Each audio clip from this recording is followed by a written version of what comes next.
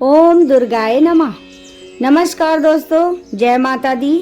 आइए आज की इस वीडियो के माध्यम से दुर्गा देवी कवच का पाठ पूरी श्रद्धा और भक्ति के साथ श्रवण करेंगे।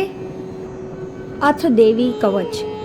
श्री मार्कंडेय जी बोले, पितामह, जो इस संसार में परम गुप्त तथा मनुष्यों की सब प्रकार से रक्षा करने वाला है और जो अब तक आपने किसी अन्य के सामने प्रकट नहीं किया हो, ऐसा कोई साधन मुझे बताइए।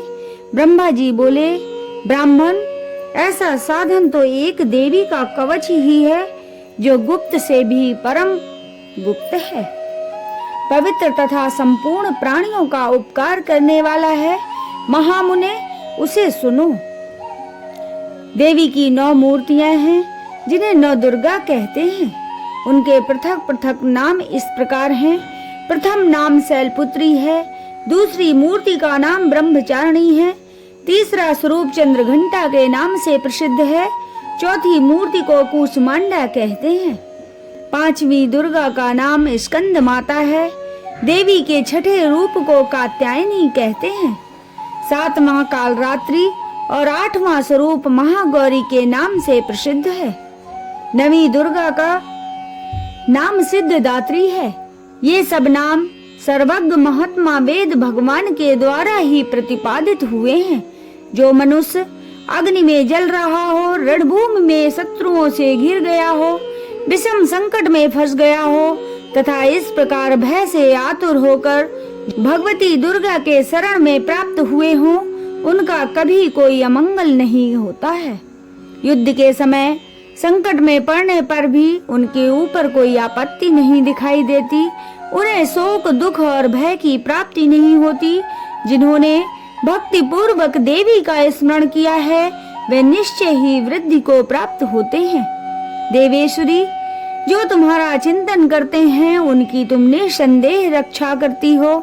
चामुंडा देवी प्रेत पर आरूढ़ है, बाराही भैंसे पर सवारी करती हैं, ऐन्द्रिय का वाहन ऐरावत हाथी है, वैष्णवी देवी गरुड़ पर आसन जमाती हैं, महेश्वरी वृषभ पर आरूढ़ होती हैं, कौमारी का वाहन मयूर है, भगवान विष्णु की प्रेतमा लक्ष्मी देवी कमल के आसन पर विराजमान है, वृषभ पर आरूढ़ ईश्वरी देवी ने श्वेत रूप धारण कर रखा है, ब्राह्मी देवी हंस पर बैठी हुई है और सब प्रकार के आभूषणों से विभूषित हैं। इस प्रकार ये सभी देवियां सब प्रकार की योग शक्तियों से संपन्न हैं। इनके अतिरिक्त और भी बहुत सी देवियां हैं जो अनेक प्रकार के आभूषणों की शोभा से युक्त तथा अनेकों प्रकार के रत्नों से सुशोभित हैं। ये संपूर्ण देवियां क्रोध से भरी हुई हैं और भक्तों की रक्षा के लिए रथ पर बैठी दिखाई देती हैं। ये शंख, चक्र, गदा, शक्ति, हल और मूसल, खेटक और तोमर, परशु तथा पास, कुंत और त्रिशूल एवं उत्तम, शंख, धनुष आदि अस्त्र शस्त्र अपने हाथों में धारण करती हैं। दैत्यों के शरीर का नाश करना, भक्तों को अभय दान देना और देवताओं का कल्याण करना, यही उनके शस्त्र धारण का उद्देश्य है। महान रौद्र रूप, अत्यंत घोर पराक्रम, महाबल और महान उत्साह वाली देवी, तुम महान भय का नाश करने वाली हो। तुम्हें नमस्कार है। तुम्हारी ओर देखना भी कठिन है। शत्रुओं का भय बढ़ाने वाली जगदम्बिके, मेरी रक्षा करो। पूर्व दिशा में ऐन्द्रिय मेरी रक्षा करें। अग्नि कोण में अग्नि शक्ति, दक्षिण कोण में वाराणी तथा नेत्रन्य कोण में खंडक धारणी मेरी रक्षा करें। पश्चिम दिशा में वारुणी और व्यायाम कोण में मृग पर सवारी करने वाली देवी मेरी रक्षा करें। उत्तर दिशा में कौमारी और ईशान कोण में शूल धारणी मेरी रक्षा करें। हे ब्राह्मणी, तुम ऊपर की ओर से मेरी रक्षा करो और वैष्णवी देवी नीचे की ओर से मेरी रक्षा करें। इसी प्रकार 100 को अपना वाहन बनाने वाली चामुंडा देवी 10 दिशाओं में मेरी रक्षा करें। जया आगे से और विजया पीछे की ओर से मेरी रक्षा करें। वाम भाग में अजिता और दक्षिण भाग में अपराजिता मेरी रक्षा करें। उद्योतनी शिखा की रक्षा करें। उमा मेरे मस्तक पर विराजमान होकर रक्षा करें। ललाट में मालाधारी रक्षा करें। और यशस्विनी देवी मेरी भौहों की रक्षा करें। भौहों के मध्य भाग में त्रिनेत्रा और नाखूनी के यम घंटा देवी रक्षा करें। कालिका देवी कपोलों की तथा भगवती सांकरी कानों के मूल भाग की रक्षा करें। नासिका में सुगंधा और ऊपर के ओष्ठ में चर्चिका देवी रक्षा करें। नीचे के कोष्ठ में अमृत कला तथा जीहा की सरस्वती देवी रक्षा करें। कौमारी दांतों की चंडिका कंठ प्रदेश की रक्षा करें। चित्र घंटा गले की घाटी की और महामाया तालु में रहकर रक्षा करें। कामाक्षी टोणी की और सर्वमंगला मेरी वाणी की रक्षा करें। भद्रकाली ग्रीवा की और धनुर्धरी मेरुदंड में रहकर रक्षा करें। कंठ के बाहरी भाग में नील ग्रीवा और कंठ की नली में नलकूबरी रक्षा करें। दोनों कंधों में खंडग्नि और मेरे दोनों भुजाओं की वज्रधारणी रक्षा करें। दोनों हाथों की दंडनी और अंगुलियों की अंबिका रक्षा करें। शूलेश्वरी नखों की रक्षा करें। कुलेश्वरी पेट में रहकर रक्षा करें। महादेवी दोनों स्तनों की और शोक विनाशिनी देवी मन की रक्षा करें। ललिता देवी हृदय में और शूलधारणी उदर में रहकर रक्षा करें।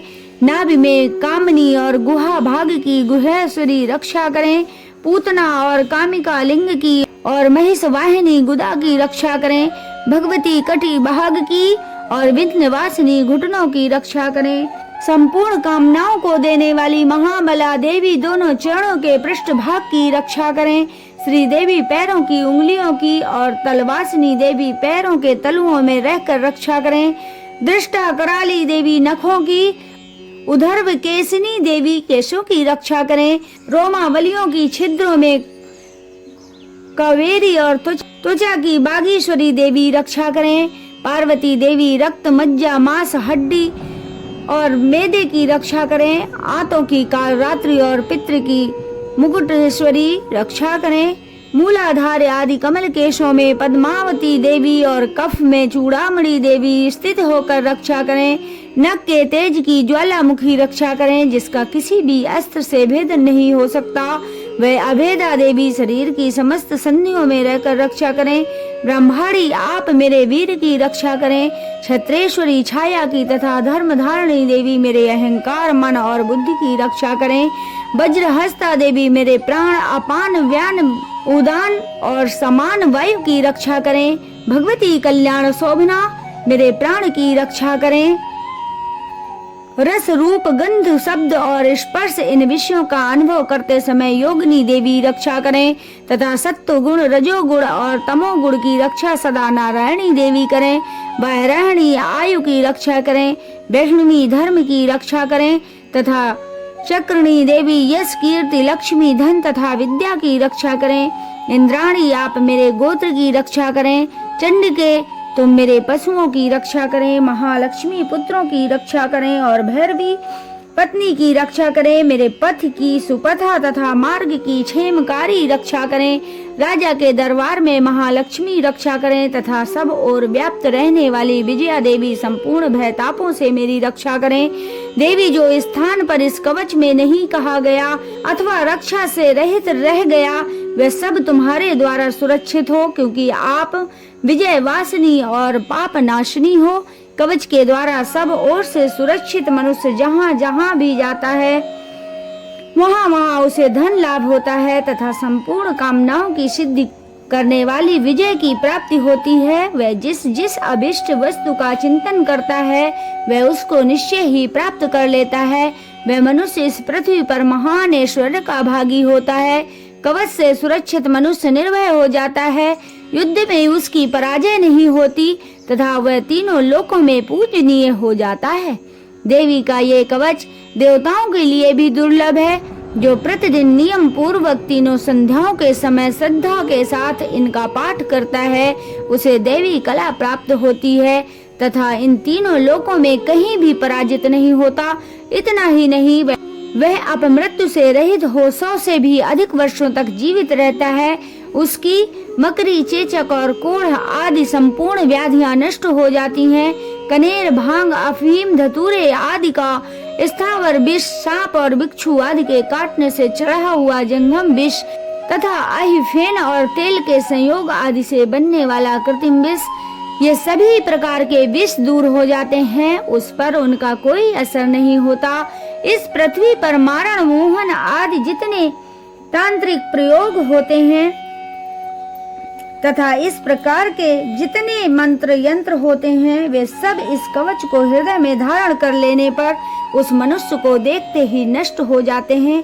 यही नहीं, पृथ्वी पर विचरने वाले ग्राम देवता, आकाशचारी देव, विशेष जल के संबंध से प्रकट होने वाले गण, उपदेश मात्र से सिद्ध होने वाले देवता, अपने जन्म के साथ प्रकट होने वाले देवता, कुल देवता, कंठमाला आदि डाकनी, साकनी, अंतरिक्ष में विचरने वाली बलवती भयानक डाकनियां, ग्रह, भूत, पिशाच, यक्ष, गंधर्व, राक्षस, ब्रह्म, राक्षस, बेताल, कुष्मांड और भैरव आदि अनिष्ट कारक देवता भी हृदय में कवच धारण किए रहने पर उस मनुष्य को देखते ही भाग जाते हैं।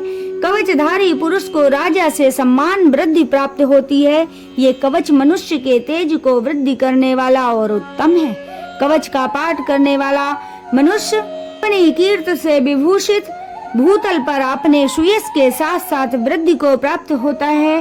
जो पहले कवच का पाठ करके उसके बाद सप्तशती चंडी का पाठ करता है, उसकी जब तक वन, पर्वत और काननों सहित ये पृथ्वी टिकी रहती है, तब तक यहाँ पुत्र, पौत्र आदि कुल की परंपरा बनी रहती है। फिर देह का अंत होने पर वह पुरुष भगवती महामाया के प्रसाद से उस नित्य परम पद को प्राप्त करता है, जो देवताओं के लिए भी दुर्लभ है।